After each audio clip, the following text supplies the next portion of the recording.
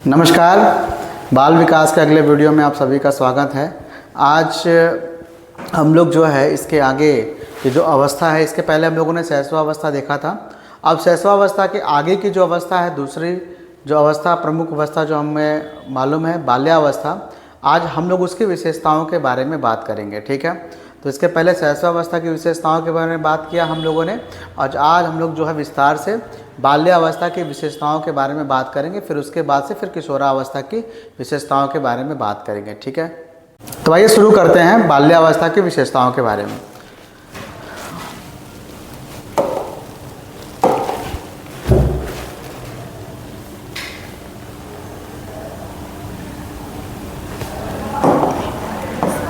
देखिए, सबसे पहले बाल्यावस्था के बारे में बात करेंगे। तो बाल्यावस्था की जो शुरुआत होती है, आपको पता है, बाल्यावस्था जो हमारी अवस्था होती है, 6 से 12 वर्ष की अवस्था को बाल्यावस्था कहा जाता है। यानी कि 5 वर्ष के अंत से लेकर के 11 वर्ष के अंत तक की जो अवस्था होती है उसे हम क्या कहते हैं, बाल्यावस्था।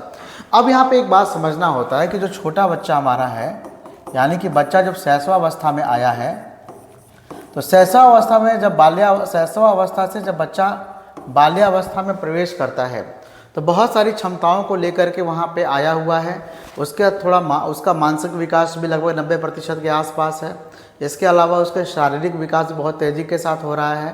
साथ ही साथ वो अब तार्किक चिंतन की ओर बढ़ रहा है। अतार्किक चिंतन की दुनिया को छोड़ करके वो तर्क की ओर आगे बढ़ रहा है, और ख़ास तौर से चिंतन करने की जो क्षमता है, संवेगात्मक समायोजन, सामाजिक समायोजन, ऐसी कुछ दक्षताओं को लेकर के, उस समायोजन को लेकर के वो आगे बढ़ रहा है। तो आइए, बाल्यावस्था में वो किस प्रकार से अपने जीवन को आगे बढ़ाएगा, विकास की अवस्थाओं में किस प्रकार से विकास करेगा, इसको समझने की कोशिश कर रहे हैं। तो सबसे पहले 6 से 12 वर्ष की जो अवस्था होती है, इसको बाल्यावस्था कहा जाता है।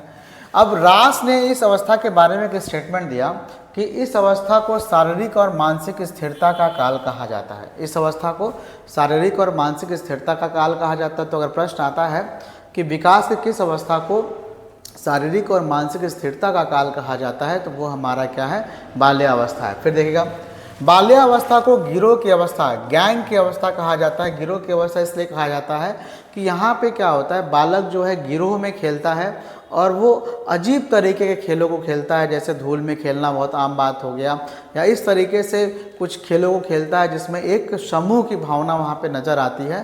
तो इसलिए इस अवस्था को गिरोह की अवस्था कहा जाता है। फिर देखिए, कॉल एवं ब्रूस ने बाल्यावस्था को अनोखा काल कहा है। समझिएगा, कॉल एवं ब्रूस ने बाल्यावस्था को अनोखा काल कहा है। तो यहाँ पे प्रश्न बन सकता है कि बाल्यावस्था, अनोखा काल किस काल को कहा जाता है, तो बाल्यावस्था को कहा जाता है। और किसने बाल्यावस्था को अनोखा काल कहा है, तो कॉल एवं ब्रूस ने।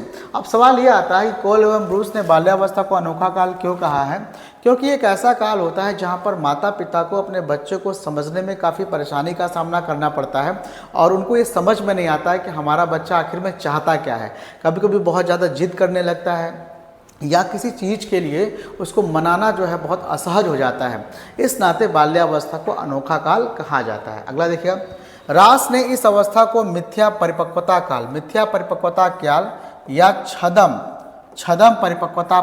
परिपक्वता काल कहा है। ठीक है, मिथ्या परिपक्वता काल का मतलब होता है कि बाल्यावस्था में बच्चा अपने आप को वयस्क की तरह समझने लगता है। उसको लगता है कि वो सारे काम कर सकता है जो एक किशोर करते हैं, और इस नाते वो हर काम के प्रति अपना एक सकारात्मक दृष्टिकोण लेकर करता है, और वो लगता है कि वो हर काम को अपनी क्षमता के हिसाब से करने के लिए सक्षम है। लेकिन ऐसा नहीं होता है। इसलिए इस काल को रास ने मिथ्या परिपक्वता काल या छदम परिपक्वता काल कहा है। ठीक है, फिर देखिएगा, बाल्यावस्था को संग्रह करने की अवस्था भी कहा जाता है। अब आप सोचोगे कि बाल्यावस्था में बच्चा क्या संग्रह करेगा, तो याद रखिएगा, बाल्यावस्था में बच्चा क्या करता है, खिलौनों का संग्रह करता है।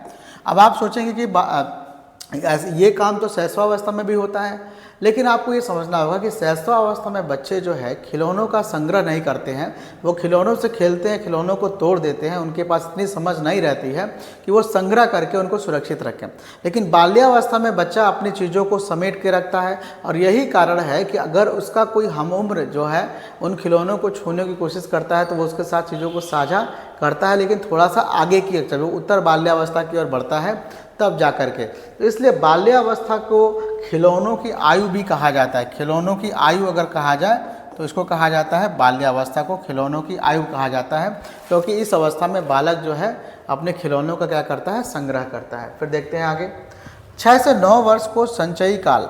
अब यहाँ पे क्वेश्चन आता है कि शैशवावस्था में संचयी काल क्या होता है।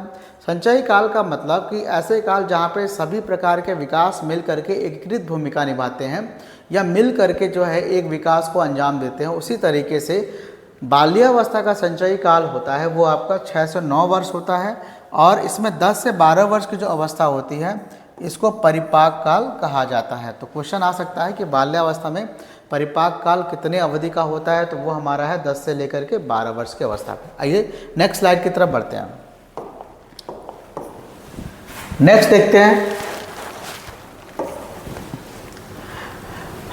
बाल्यावस्था की विशेषताओं में और भी पॉइंट्स को हम इंक्लूड करेंगे। देखिए आप, बाल्यावस्था में क्रिया करने और सीखने की क्षमता बढ़ जाती है। ठीक है, बिल्कुल बढ़ेगी, क्योंकि आपको पता है कि शैशवावस्था में जिन क्षमताओं को लेकर के बालक बाल्यावस्था में आता है उसमें और दृढ़ता होती चली जाती है। विकास की अवस्था में जैसे जैसे वो आगे बढ़ेगा उसका मानसिक विकास और सुदृढ़ होगा, शारीरिक विकास और सुदृढ़ होगा। इस नाते उसमें क्रिया करने की और सीखने की क्षमता क्या हो जाती है, बढ़ जाती है। और जब बच्चे का मानसिक विकास अच्छा होगा, ठीक है ना, या मानसिक विकास अपेक्षाकृत बहुत हो गया रहता है, बौद्धिक विकास हो गया रहता है, ठीक है, बौद्धिक विकास हो गया रहता है, तो उस कंडीशन में हम देखते हैं कि उसमें चिंतन करना, तर्क करना, संश्लेषण, विश्लेषण और समस्या समाधान आदि योग्यताओं का विकास हो जाता है।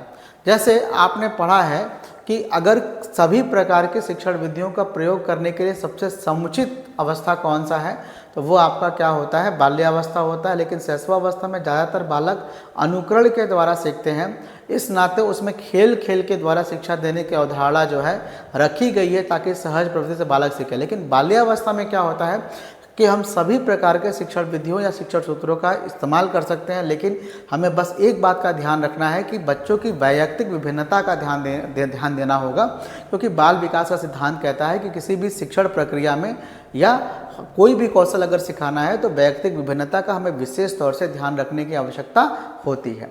आगे देखिएगा, बाल्यावस्था में बच्चों का व्यक्तित्व बहिर्मुखी हो जाता है। अब यहाँ पे आपको पता है कि जो शैशवावस्था होता है उसमें बालक का या शिशु का जो व्यक्तित्व होता है वो अंतर्मुखी होता है। बालक अपने मन का राजा होता है, उसको लगता है कि वो जो चीज़ भी कहेगा उसकी सारी बातें मान ली जाएंगी। लेकिन बाल्यावस्था में क्या होता है कि बच्चा जो है बहिर्मुखी होता है। ऐसा होता क्यों है? क्योंकि वो समाज के पास जाकर के रहता है या लोगों के बीच में जाकर खेलता है, विद्यालय जाना शुरू हो जाता है, दोस्त बनाने शुरू हो जाते हैं, उसका एक समूह हो जाता है। इस नाते वो बहुत सारी चीज़ों को या सामाजिक विकास के क्रम में बहुत सारे गुणों को अपनाने शुरू करता है और उसका जो व्यक्तित्व होता है वो बहिर्मुखी हो जाता है। ठीक है, अर्थात बालक वास्तविक जगत की वास्तविकता को समझने में रुचि लेने लगता है। वास्तविक जगत की वास्तविकता, शैशवावस्था में बच्चों को हम जो कुछ भी कहते हैं बच्चा उस पर विश्वास कर लेता है, क्योंकि वो अभी काल्पनिक दुनिया को असली समझता है। ठीक है, उसके पास तर्क करने की उतनी क्षमता नहीं है, इसलिए जो भी उसको कहा जाता है वो उस पर विश्वास कर लेता है। ठीक है, अच्छा अब आप समझिएगा कि क्या कोई और भी अवस्था है जिसमें बच्चा काल्पनिक चीज़ों पर विश्वास कर लेता है या ऐसी बातों पर विश्वास कर सकता है जिसकी संभावना बहुत कम हो सकती है, या दिवा स्वप्न की दुनिया में? तो ठीक है, बिल्कुल किशोरावस्था में भी जब बच्चा जाता है तो किशोरावस्था में भी वो ऐसे ऐसे ख्वाब, ऐसे ऐसे सपनों को देखता है जो हकीकत से बहुत कोसों दूर रहता है, लेकिन फिर भी वो उनकी सुनहरी आकांक्षाएं उसके मन में रहती हैं। ठीक है, आइए देखते हैं नेक्स्ट वीडियो की तरफ। अगला है, देखिएगा विशेषताओं में, फिर हम आगे बढ़ेंगे।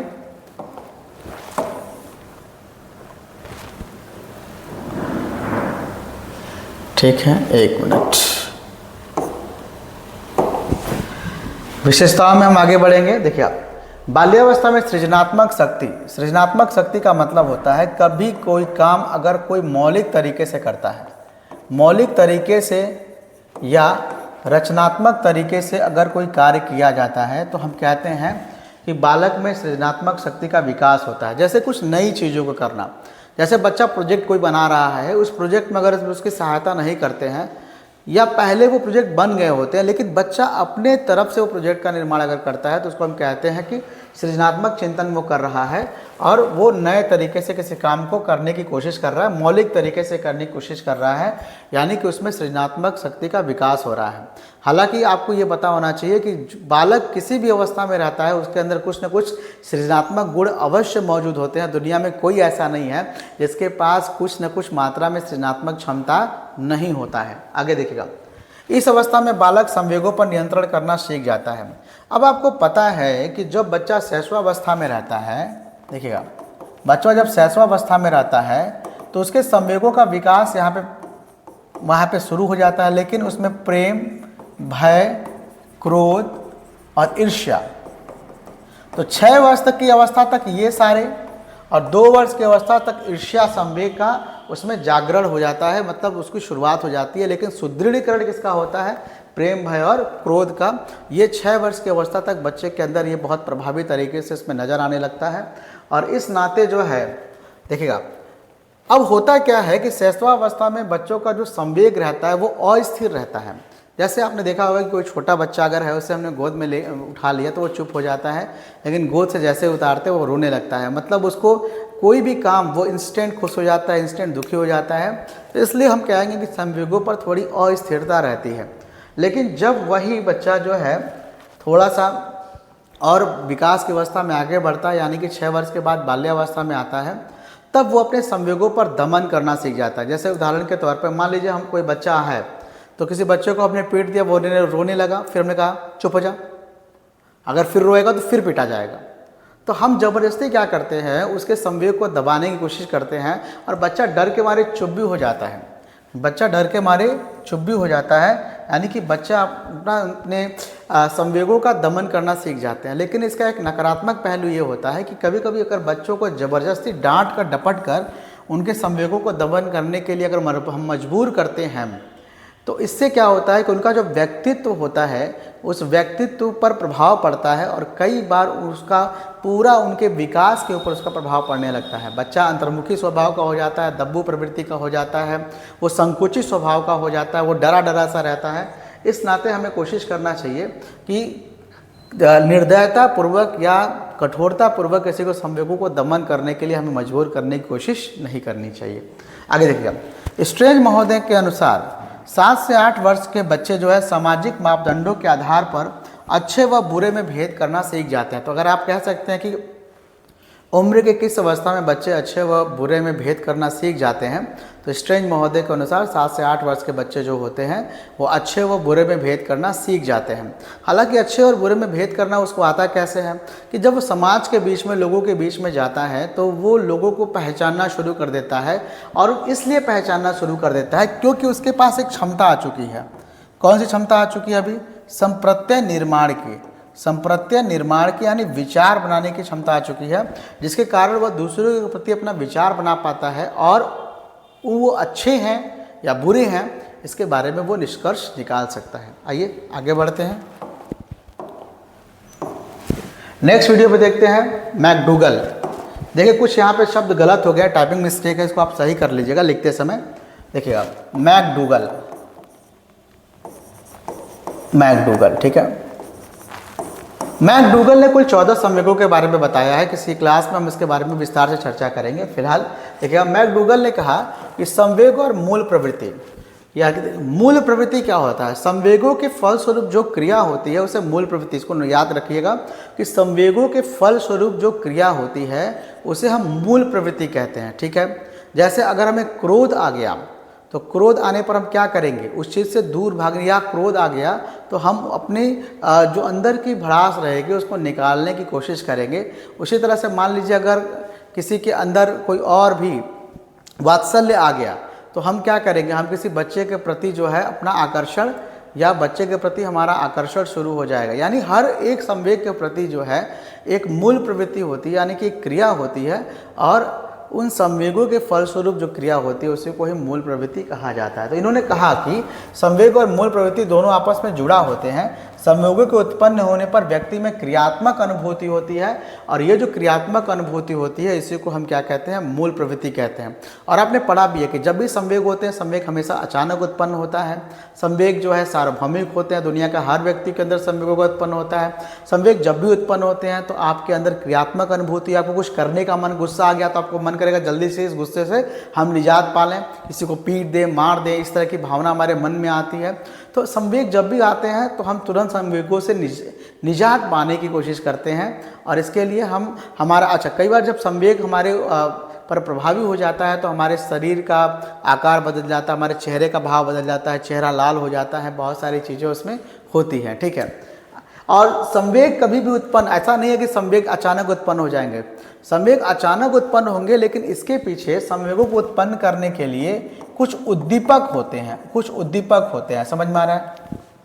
संवेगों को उत्पन्न करने के लिए कुछ उद्दीपक होते हैं, समझ में आ रहा है। जैसे मान लीजिए अगर हमको भूख लग रही है, लेकिन अभी अचानक से हमारे सामने से खाना चला है, भोजन जा रहा है, गर्मा गर्म, हमें भूख लगी है, गर्मा गर्म भोजन जा रहा है, तो एकदम हमारा मन करेगा कि जल्दी से उस खाने को हम प्राप्त कर लें और अपनी भूख को हम तृप्त कर लें। तो वहाँ पे जो भोजन है वो उद्दीपक के तौर पे काम कर रहा है, ठीक है।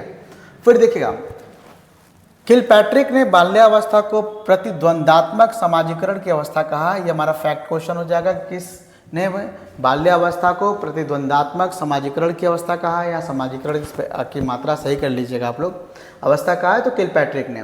बाल्यावस्था में सामूहिकता की मूल प्रवृत्ति पाई सर्वाधिक क्रियाशील रहती है, और शैशवावस्था में कौन सी मूल प्रवृत्ति सर्वाधिक क्रियाशील रहती है, याद बताइए सभी लोग। उत्तेजना, जी, उत्तेजना नामक मूल प्रवृत्ति बहुत क्रियाशील रहती है, जिसकी वजह से बच्चा क्या करता है, क्रंदन करता है, और अपनी सभी मौलिक ज़रूरतों के लिए वो उसी संवेग के आधार पर क्रंदन करके उसकी अपनी जितनी भी इच्छाएँ होती हैं उसकी पूर्ति कराने की कोशिश करता है, ठीक है। साथ ही साथ बाल्यावस्था में 75% शिक्षा की जिम्मेदारी शिक्षकों पर होती है, और 25% शिक्षा की जिम्मेदारी अभिभावकों पर होती है, ठीक है। अभी आप कहेंगे सर शैशवावस्था में क्या होगा ये, तो शैशवावस्था में ये जो परसेंटेज होता है इसमें 50% जिम्मेदारी जो है टीचर्स पे होती है, और 50% जो जिम्मेदारी होती है ये अभिभावकों में होती है, ठीक है। शैशवावस्था में हम बात करेंगे तो 50% जो जिम्मेदारी होती है वो टीचर की होती है, और 50% जो जिम्मेदारी होती है अभिभावकों की होती है। फिर देखते हैं, कॉल एवं ब्रूस ने इस पर चर्चा हो चुका है। अनोखा काल इसलिए कहा है क्योंकि इसमें माता पिता को बाल विकास की इस अवस्था को समझना कठिन होता है कि बच्चा आखिर चाहता क्या है, ठीक है, कौन सी बात उसको खुश करेगी, कौन सी बात उसको दुखी करेगी, ये समझ में नहीं आता है, ठीक है। आइए नेक्स्ट स्लाइड की तरफ बढ़ते हैं। देखिए, बाल्यावस्था को मानव जीवन का स्वर्णिम काल कहा गया। देखिए बाल्यावस्था को, अब यहाँ पे एक क्वेश्चन है कि जब हम लोगों ने शैशवावस्था पढ़ा है तो उसमें मैंने बोला था कि सीखने का स्वर्ण काल, सीखने का स्वर्ण काल, तो सीखने का स्वर्ण काल हमारा क्या होता है, शैशवावस्था होता है, शैशवावस्था होता है। क्योंकि यहाँ पर क्या होता है कि बच्चा जो शिशु होता है वो दुनिया में सारी चीज़ें यहीं पे आके सीखता है, ठीक है, वो क्षमता उसके पास है, अनुकरण के द्वारा चीज़ों को सीख रहा है। लेकिन बाल्यावस्था को मानव जीवन का स्वर्णिम समय इसलिए कहा गया है क्योंकि इसमें बालक का सर्वांगीण विकास होता है, ठीक है। जैसे सर्वांगीण विकास का मतलब होता है कि सामाजिक विकास भले ही शैशवावस्था में शुरू हो जाता है, लेकिन वास्तविक रूप से बालक का जो सामाजिक विकास होता है वो बाल्यावस्था में शुरू होता है, ठीक है। तो इस नाते जो है सर्वांगीण विकास की अगर बात करेंगे तो बाल्यावस्था is the best time period, और इस नाते जो है सर्वांगीण विकास होता है, इसलिए उसको स्वर्णिम, मानव जीवन का स्वर्णिम समय कहा गया, ठीक है। शिक्षण के विभिन्न प्रकार की विधियों के लिए बाल्यावस्था सर्वाधिक उपयोगी होता है। बाल्यावस्था में निरुद्देश्य ये क्वेश्चन पूछा जा सकता है कि कौन सी अवस्था को निरुद्देश्य भ्रमण की अवस्था कहा जाता है या निरुद्देश्य भ्रमण की प्रवृत्ति पाई जाती है, तो वो हमारी अवस्था क्या है, आपका बाल्यावस्था है। बाल्यावस्था में बालक, देखिए ध्यान से, बाल्यावस्था में बालक शैशवावस्था की काल्पनिक जगत को छोड़ करके वास्तविक जगत में प्रवेश करता है। बाल्यावस्था में बालक जो है शैशवावस्था की काल्पनिक जगत को छोड़ करके क्या करता है, वास्तविक जगत में प्रवेश करता है। क्यों ऐसा हम कह रहे हैं, क्योंकि देखिएगा शैशवावस्था में बच्चा जो है अतार्किक चिंतन कर रहा है, ठीक है, अतार्किक चिंतन कर रहा है। और अब जब बाल्यावस्था में आ गया तो बच्चा जो है तार्किक चिंतन करना शुरू कर दिया, तर्क करना शुरू कर दिया, या हम कह सकते हैं कि यहाँ पर वो मूर्त चिंतन करना शुरू कर देगा। मूर्त चिंतन यानी कि जिन चीज़ों को वो देख रहा है उसी पर ज़्यादा विश्वास करना वो सीख रहा है। इस नाते हम कह सकते हैं कि वो शैशवावस्था की काल्पनिक जगत को छोड़ करके वास्तविक जगत में क्या कर रहा है, प्रवेश करता है। और ये तो हमने बात किया था कि रचनात्मक कार्यों में रुचि लेता है, दफ्ती से गुलदस्ता बनाना, मिट्टी के खिलौने बनाना, रंगीन कागज या कपड़े से फूल बनाना। ठीक है, आइए come to the next slide. अब हम बात करेंगे बाल्यावस्था में शारीरिक विकास। बहुत ज़्यादा इसमें कुछ पॉइंट नहीं है, देख लेते हैं। कुछ हम लोगों ने चर्चा इसके पहले किया भी था। ठीक है, पहला, लड़कियों की लंबाई और वजन में वृद्धि लड़कों की अपेक्षा अधिक होती है। इस अवस्था में बच्चों के शरीर में लगभग 350 हड्डियाँ पाई जाती हैं। ये आपको पता है कि 350 हड्डियाँ होती हैं। शैशवावस्था में कितना होता है, याद करिए, शैशवावस्था में कितना हड्डियाँ होती हैं, 270। और फिर जब बच्चा किशोरावस्था की अवधि में पहुंचता है तो किशोरावस्था में इसकी संख्या घट के कितनी हो जाएगी, 206। बाल्यावस्था में मस्तिष्क का भार पूरे शरीर का 1/10 होता है। 6 वर्ष की आयु में अस्थायी दांत गिरने लगते हैं। और अस्थायी दांत का क्या अर्थ है, दूध का दांत। इसका मतलब 6 वर्ष का जब बच्चा होता है तो अस्थायी दांत गिरने लगते हैं। और उसमें कौन से दांत उगना आने शुरू हो जाते हैं, अस्थायी दांत आने शुरू हो जाते हैं। 12 से 13 वर्ष के बच्चों में 28 दांत पाए जाते हैं। ये सामान्य सी बात है, 12 से 13 वर्ष के बच्चों में 28 दांत पाए जाते हैं। आगे देखते हैं नेक्स्ट स्लाइड की तरफ।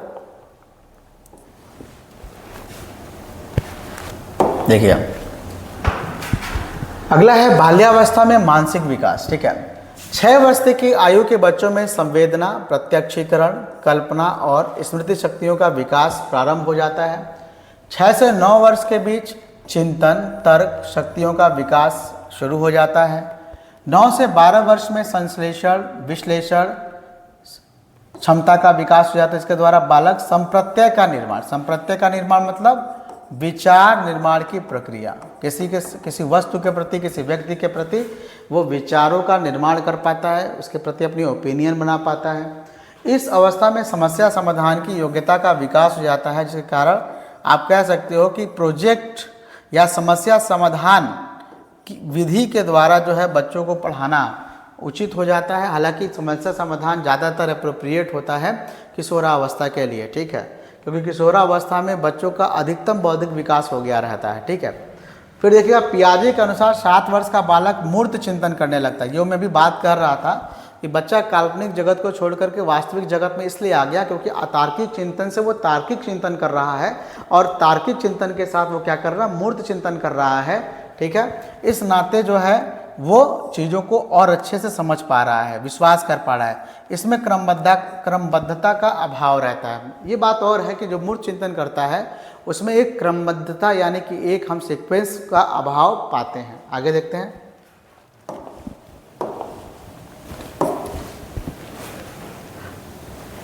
देखिए, आपको करना क्या है कि आप इस वीडियो को लगाकर देखिए, बस सुनते रहिए ध्यान से, आपको चीज़ें याद हो जाएंगी। देखिए, बाल्यावस्था में संवेगात्मक विकास। देखिए, इस अवस्था में संवेगों को दमन करने की क्षमता आ जाती है। ठीक है, संवेगों को दमन करने की क्षमता आ जाती है, लेकिन संवेगों को ज़्यादा अगर दमन किया जाएगा तो इससे जो है उसका व्यक्तित्व, बालक का व्यक्तित्व क्या होता है, प्रभावित हो जाता है।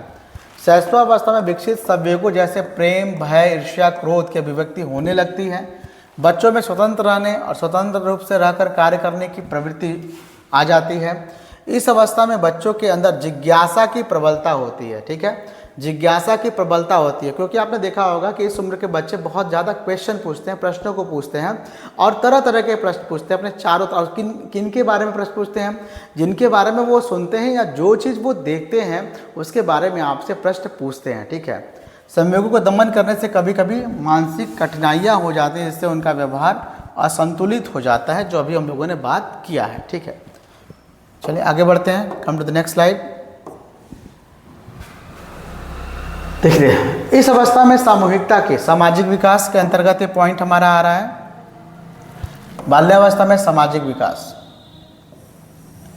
इस अवस्था में सामूहिकता की मूल प्रवृत्ति पाई जाती है, जिसकी वजह से बच्चे दल या गिरोह का निर्माण करते हैं। ठीक है, दल या गिरोह का निर्माण क्यों करते हैं, क्योंकि बच्चों के अंदर सामूहिकता की मूल प्रवृत्ति पाई जाती है। ठीक है, फिर देखिए, इस अवस्था में बालक समाज के नैतिक मूल्य या प्रतिमानों को अपनाते हैं। ठीक है, देखिए हमारे देश में ये है, नैतिक मूल्यों संस्कारों का बड़ा महत्व है। इसी कारण है कि हमारे यहाँ पे हम सार्वजनिक तौर पे सिगरेट नहीं पी सकते या कोई बुरा काम नहीं कर सकते, क्योंकि हमारे पास सोसाइटी का बहुत दबाव रहता है, ठीक है। इस नाते बच्चों में बहुत सारी बुराइयाँ आने से बच जाती हैं, क्योंकि वो सोचते हैं कि कहीं कोई हमारा जानने वाला या पहचानने वाला हमें देख ना रहा हो, ठीक है। तो एक सोशल प्रेशर की वजह से भी हमारे समाज में चीज़ें ठीक बनी हुई हैं और इस नाते निगरानी बहुत ज़रूरी है, ठीक है। फिर देखिएगा बच्चों का वास्तविक अर्थों में सामाजिक विकास बाल्यावस्था में ही होता है, ठीक है। जो अभी मैंने बात कहा कि सामाजिक विकास शैशवावस्था में होता ज़रूर है, लेकिन उसका समायोजन अच्छे तरीके से वहाँ पे नहीं हो पाता, क्योंकि बच्चों के अंदर तर्क करने की क्षमता उसमें नहीं है। तो ये सामाजिक विकास वास्तविक अर्थों में कब होगा? बाल्यावस्था में होगा। बाल्यावस्था में बालक समाज के लोगों के क्रियाकलापों एवं विचारों से प्रभावित होकर नए वातावरण में अनुकूलन करना सीखता है। देखिएगा, बाल्यावस्था में बालक समाज के लोगों के क्रियाकलापों और विचारों से प्रभावित होकर के नए वातावरण का मतलब ज़्यादातर बालक सामाजिक कार्यों, नैतिक कार्यों में अब रुचि जागृत करने लगता है, ठीक है। और उसको लगता है कि वो कर सकता है, क्योंकि उसके अंदर जो है छदम परिपक्वता की एक भावना आ गई है, जिसको रास ने जिसको क्या किया? प्रमाणित किया है, ठीक है। आगे बढ़ते हैं।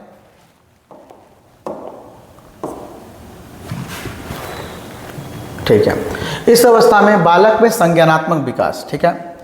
इस अवस्था में बालक के अंदर सहज प्रवृत्तियों या मूल प्रवृत्तियों का विकास हो जाता है। इस अवस्था में बच्चों के अंदर स्मरण शक्ति, जिज्ञासा उत्पन्न करने की क्षमता और जिसके उत्पन्न हो जाती है, इसके कारण वह अपने आसपास के वस्तुओं को जानने लगता है, समस्याओं को पहचानने लगता है और उनका निदान करने का प्रयास करता है। समझ में आ रहा है? जैसे कि इस अवस्था में बच्चों के अंदर ये क्षमता आ जाती है कि अपने आसपास की समस्याओं को वो पहचानने लगता है और उसको दूर करने का प्रयास करने लगता है। समझ में आ रहा है? तो ये बाल्यावस्था में बहुत सारे पॉइंट्स को हमने देखा, समझने की कोशिश किया। अगला वीडियो जो हमारा रहेगा बाल विकास पार्ट 6, जो किस पर रहेगा इसको ज़रूर देखिएगा। वो टॉपिक हमारा रहेगा किशोरावस्था पे, ठीक है, किशोरावस्था पे। और उस वीडियो के बाद हम लोग ये पूरा जो बाल विकास हमने पढ़ा, पहला कहाँ से स्टार्ट किया? बाल विकास की अवधारणा से हमने शुरू किया, उसके बाद से हमने किस पर बात किया? हमने बात किया अभिवृद्धि या विकास क्या होता है, फिर बाल विकास की क्या विशेषताएं उसमें, लेकिन इसके पहले हमने देखा बाल विकास के क्या सिद्धांत हैं, ठीक है। बाल विकास की कौन कौन सी अवस्थाएं होती हैं, और अवस्थाओं के बाद पहले हमने क्या देखा? शैशवावस्था के बारे में, फिर अभी हमने ख़त्म किया किसको? बाल्यावस्था के बारे में, फिर हम किसके बारे में बात करेंगे? किशोरावस्था के बारे में। और जब ये पॉइंट हमारे कवर हो जाएंगे तो इसके बाद से हम इन सभी प्रश्नों को, इन सभी बिंदुओं को मिला करके कुछ प्रश्नों की हम प्रैक्टिस करेंगे। तो हम प्रैक्टिस करेंगे जिससे हमारा जो पूरा जो कॉन्सेप्ट है वो बहुत क्लियर हो जाएगा। एक बात याद रखिए कि पढ़ने के साथ साथ अगर आप प्रैक्टिस करेंगे तो आपके सफलता की संभावना बढ़ जाएगी। इसलिए पढ़ते रहिए, वीडियो को देखते रहिए, बार बार जब देखेंगे तो चीज़ें आपको याद हो जाएंगी। Thank you very much.